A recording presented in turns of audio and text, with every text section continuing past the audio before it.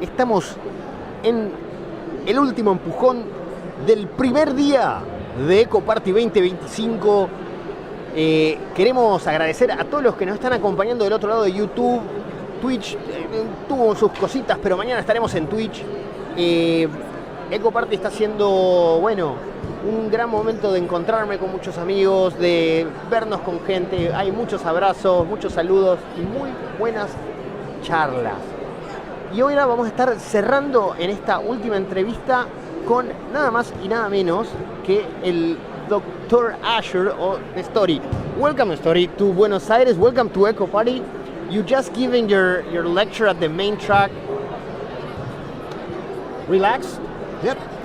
And thanks for Ekoparty for having me. It has been so nice. First time in Southern Hemisphere.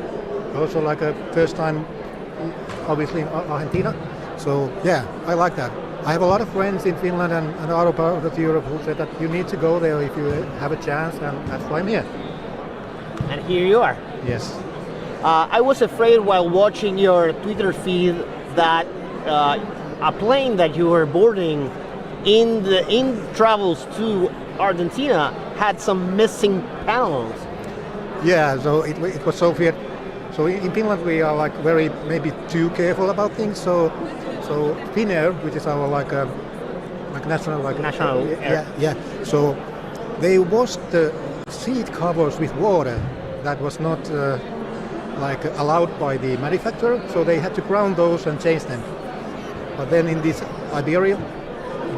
Yeah. So we were sitting, me and my wife, we were sitting next to the exit door. Yeah. It has missing panels and some pointing things that were sharp. Yeah, and they were taped so that they would be soft. So I guess different rules. But you're here, you survived.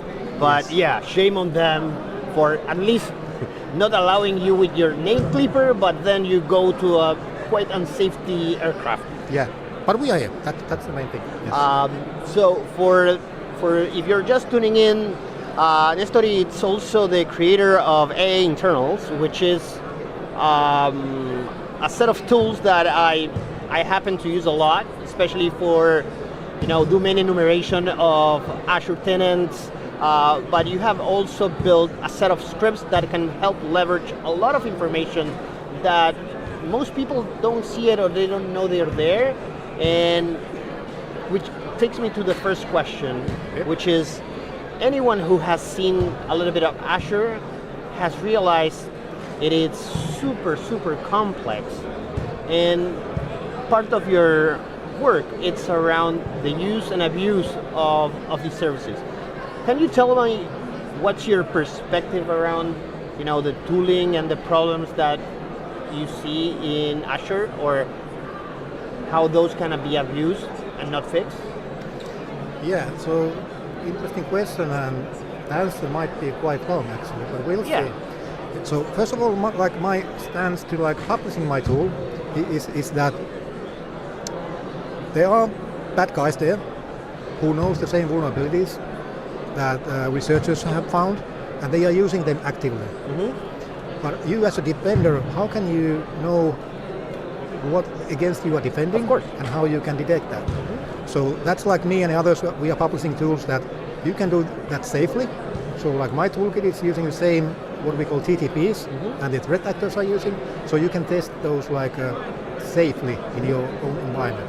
So that's kind of my stance to publishing things and making them open source and so on, so that we can learn about things. That's awesome, and I totally agree, because it's the only way to understand the real dangers of things if you can measure the risk. For example, this Microsoft Graph API, where you could list the other domains from the same tenant, was an authenticated API for I don't know how many years, and now it's an authenticated API. But one of the questions that at least I have is, is Microsoft measuring that risk of having those tools versus the compatibility of people who have already deployed applications that use their APIs?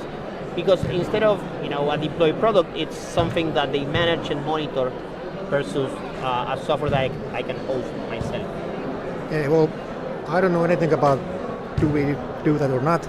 Yeah, so he asked about Microsoft, and I actually work on Microsoft, so that's the reason why you asked. But if audience doesn't know.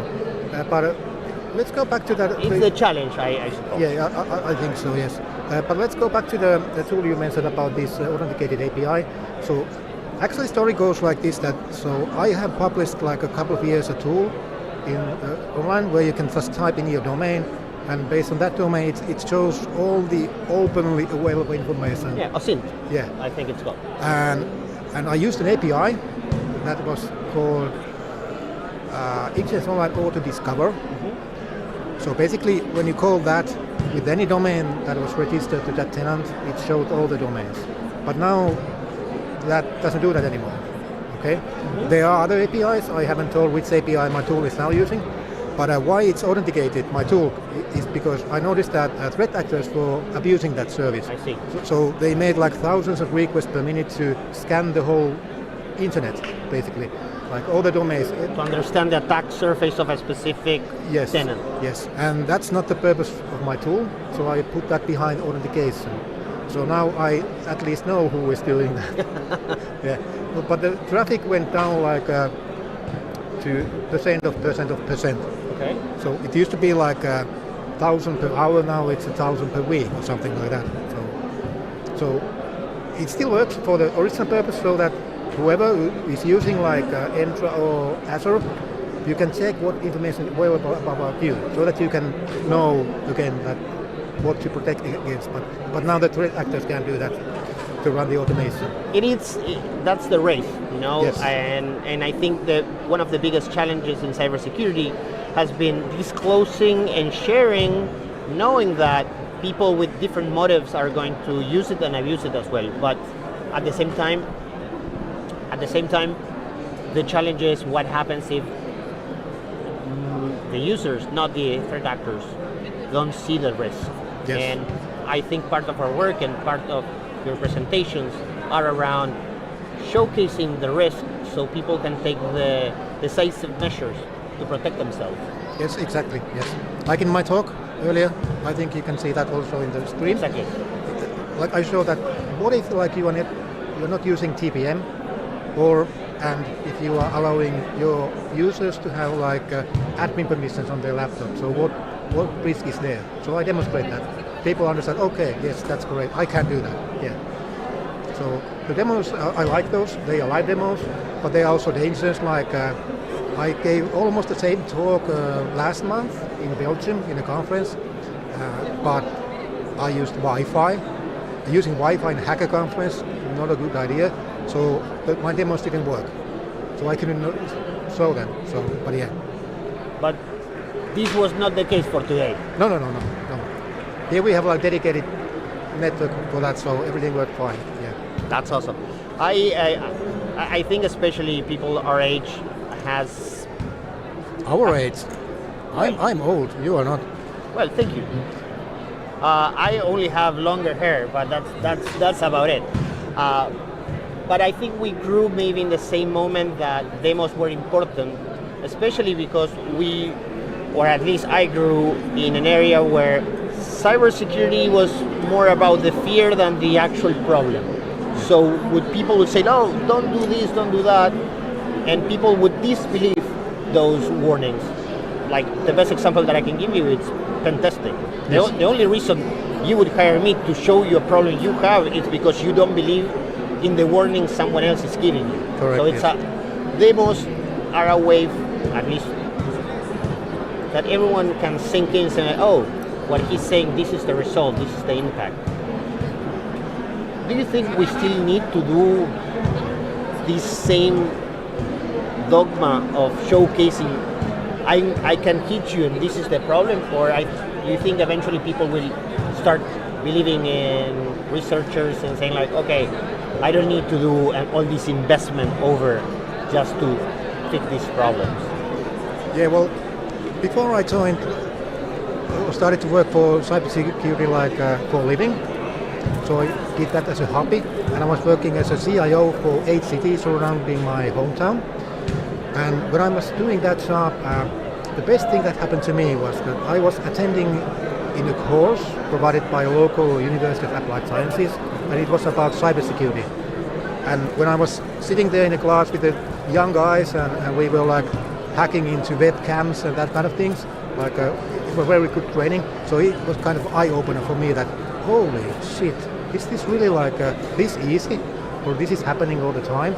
So that was like an eye-opener, and I said to all of my like security guys and or IT guys that you need to attend this course also, or similar like training. So yes, you need to have that. But the challenge is that for CIO level people who really are deciding about things, or CISOs, they might not have time for that, or they are coming from a different world. When you were on-prem, everything was like air-gapped, or were not like connected to the internet. So the things are a little bit different. So translating the impact to non-technical people, or at least people who are not within the same vertical, is important, because at the end of the day, we only do security for businesses. That security is a mitigation of their business, but it's not their primary. Correct. Primary.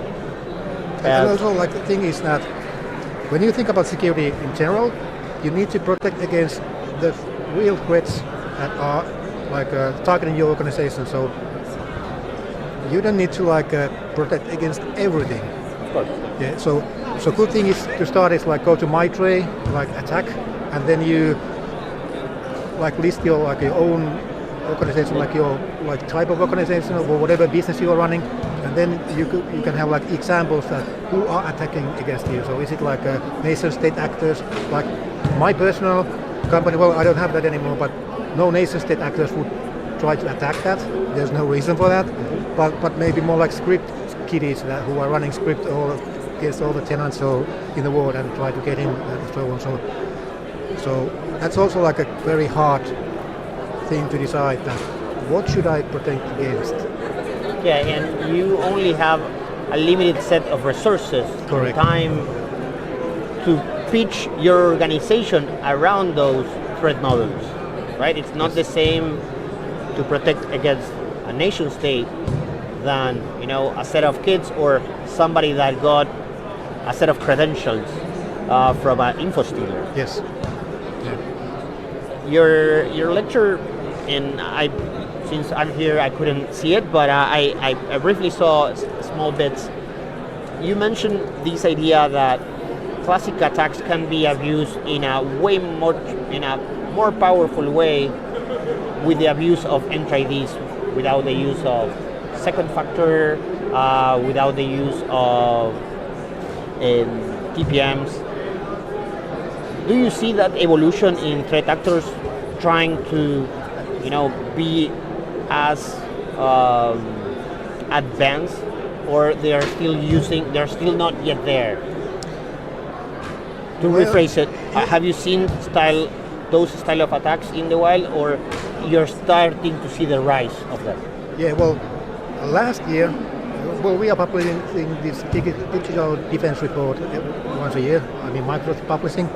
Last year, 99% of attacks were like password spraying, and only 1% was something else, like installing malware on your endpoints to steal stuff.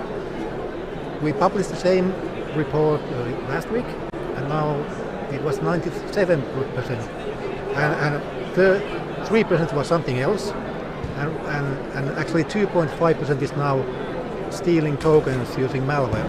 Wow. So those numbers tell me at least that something is happening there, because we have made kind of like difficult to be the user by stealing credentials, because you need to use multi-factor authentication or pass keys or FIDO keys or certificates, which you can't steal that easily. So now they need to move to softer targets. Yeah. So basically, softer environment. Yeah. So basically, they are attacking now like endpoint. Mm-hmm. So and nation-state actors, they have capabilities to install malware more than squid kiddies do. So that seems like why they are focusing now. Because if you control like endpoint, you can have those access tokens regardless of how you logged in. So it's all like host authentication. So if you have like a local admin on my endpoint, even though I'm VPN, you can still do pretty much whatever you want on that endpoint. Which is not my specialty, but when I see some output from info stealers, for example, Redline, Luma, you see that the tooling around those actors, it's about checking cookies, about not just the credentials that they can get from the vault or from TXT files within the endpoint, but also all the sessions they have, because they're long-lived. I don't know when was the last time I logged to my Gmail account. It has been open for a long time. So it makes a lot of sense that actors are, avoiding the 2FA or MFA pair credentials and moving to the output or the things that are alive within the computers. Correct, yes. So again, I said in my talk that the bring your own device, it was a nice marketing idea 10, 15 years ago, but nowadays don't do that because you don't know what kind of malware is in your users' endpoint if they are bringing their own devices, or if they have like local admin permissions. Again, you don't know what's in there, so don't do that. So we are kind of going back to the basics. Yeah. So protect your endpoints and only allow access from compliant devices, managed devices. So that's kind of like my 2 cents for this. Yeah, and I think it's quite normal yet on pen testings or red teamings that you still see the same attack path where you find one computer with a local admin, the local admin password, they are not using labs, so you can start like moving laterally until you find a high value target that has a lot of access to a lot of places and game over. But yeah, basics are, I think, the biggest challenge in cyber to do it properly. Yeah, so it's not rocket science, basically. It's not rocket science, but we have been able to go to space in those terms. In my view, and I love to hear from your experience, sometimes I think one of the biggest challenges we have is the complex UX or UIs we have with our operating systems and our configuration. Sometimes security comes as a secondary step from our use. The best example that I can give you is like it's difficult for a regular user to see what they are exposing in their services. Just normal ports, what they're exposing, like the access to their computer is still mainly a UX challenge. If I ask my parents or my sister, like, check if you have these services open. It's in Windows, in Linux, in OS X. Like, do you agree with that perspective? Do you think it's a bigger problem? Do you think we are just trying to catch up? Yeah, that's a good point. So, for instance, I watched the talk about the 2 guys who were earlier today. I think it was the second talk on the main track. Okay. So they were able to scan people's WhatsApp usage. Okay. So even though that we could see that. Okay. And he showed that you just need to put this setting on and you are safe. And I was like, I didn't know that you have these kind of settings. So I was able to switch them off. So now I'm safe. Okay. So yeah, sometimes it's just an option. Yeah. That it's there, but it's not set by default. Yeah. And well, as we've seen with AI, so there has been a regular users were able to, I don't know what the situation now, but they were able to publish agents.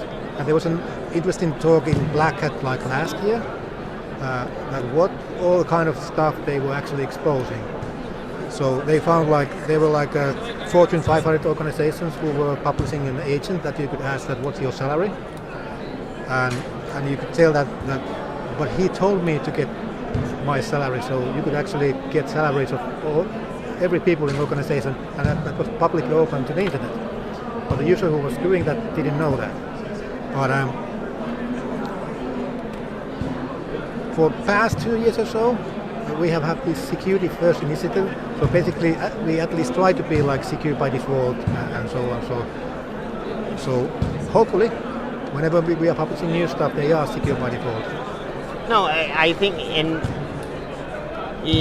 my experience, that's the best impact that I have seen. You know, when technology comes with some strong security by default, because if not the user, it's user responsibility, and sometimes, you know, they just want to watch the internet and do their work, and it's a challenge. And the switch between, I don't know, HTTP and HTTPS, that for a long time was a big discussion, and now no one is having that thought of going back.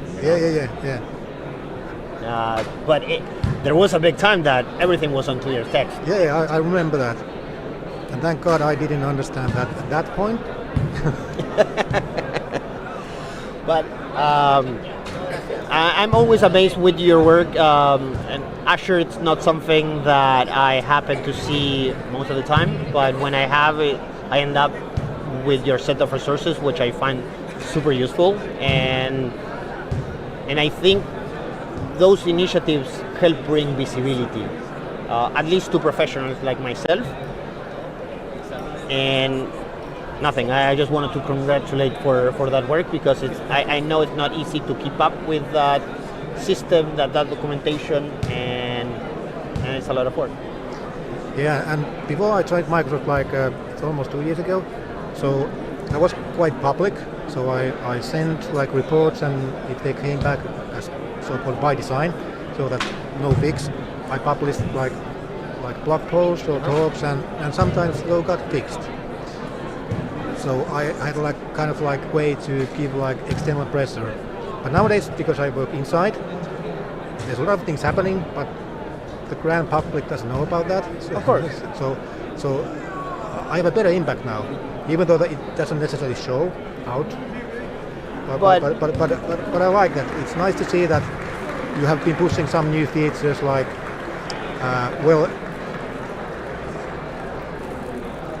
not necessarily my idea, but when I joined Microsoft, people were wanted to have help from me, that can you push this thing, and we have seen some fixes now that were kind of weird, if you will, but now they are more secure. I think Microsoft has been doing a lot of work. They're porting stuff to Rust, using memory-safe languages. There has been a huge success from Microsoft in terms of secure practices, and I would say a Windows host is quite difficult with all the mitigations to exploit. But I think the challenge is how you create that transparency, how you communicate all this work. But again, that's part of our job, to measure what's our impact on our daily job versus what's perceived.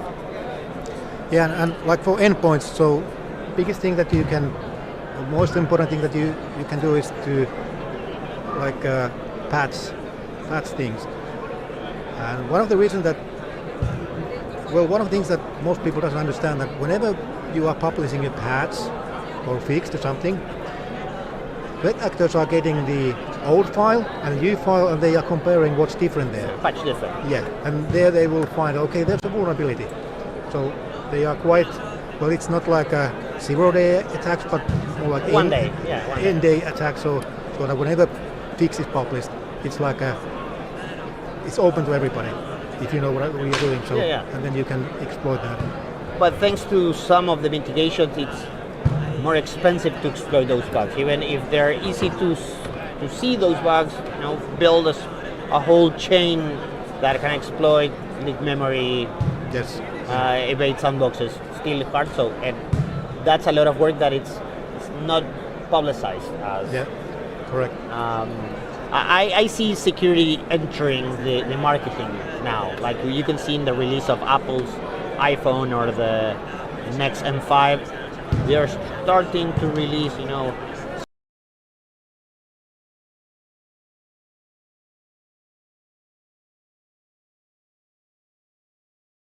become a key selection for users to pick a secure device rather an an insecure device. Yeah, and it's actually funny that actually mobile devices, they are more secure than like laptops. Yeah. One example is that even though that you can like trust your own certificate authorities in your endpoints, like in mobile phones and in your computers, but mobile phones doesn't care about that, so they are using a thing called certificate pinning. So they only trust the certificate that I set. Yeah. So even though that you are trusting in your operating system level something, it doesn't care about that. But in the Windows, whatever you are trusting, everybody is trusting that. So it's a little bit different technology. Yeah, when you have an incident like, okay, I prefer going back to my phone that start, keeping up with the computer. Yes. Technology still give us pains, but they give us happiness, and they give us these opportunities to share our knowledge and experience. Yes, and without technology, this conference wouldn't happen. Here's like what, 10,000 people, something like that. Yeah, around that. So very big, yeah. So technology also gives us our jobs. Yeah, definitely. And at least in Ekoparty, we think we have become like super keen to breaking things, but we also know that at least for us, breaking is our approach to fixing, as you mentioned. Yes. And during these years of doing Ekoparty, we have seen people from all companies coming and sharing and connecting with researchers, and I think that's our biggest bet: communication, transparency, building bridges, and community. Yes. Which I think at the end of the day we are all trying to accomplish the same. Correct. Nestori, thank you for being in Buenos Aires at Ekoparty and joining me for a few minutes to chit chat about, I don't know what we chat, but we did our best. Thanks for having me. Yes. Thank you a ustedes que están allá. Estamos cerrando este primer día de Ekoparty. Gracias a todos los que se sumaron a este stream. Si vas a venir, venite mañana, que queda 2 días completos de Ekoparty. Adiós. Chao, chao.